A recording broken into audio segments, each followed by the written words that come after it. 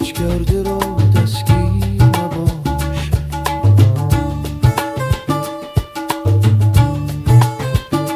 خدا پیدا تنها وقت نماز نیست، به حاضر بودن و غیبت نیاز نیست. خداوند در دل عشاق نهان است، خداوند در کلام شاعران است. خدا در سینه های مادران است، عیان در خنده های کودکان است.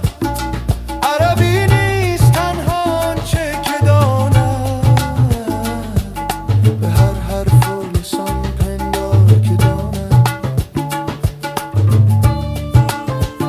خدا در پشت آن طفل گرسنه است که قصد دزدی نانی گرفته است.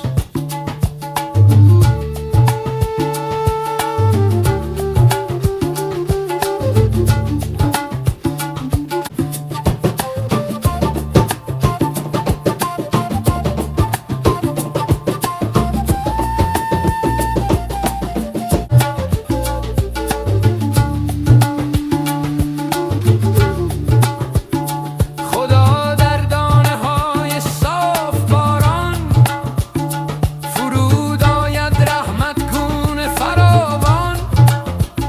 خدا آن بنده را در بازوان است که او معیوبی را خادم ز جان است. خدا تنها به ملک های اعراب نیست، حدود هست و بودش را حساب نیست. خدا نزدیک تو رسان که تو دانی، که از این غربتش حیران تو مانی.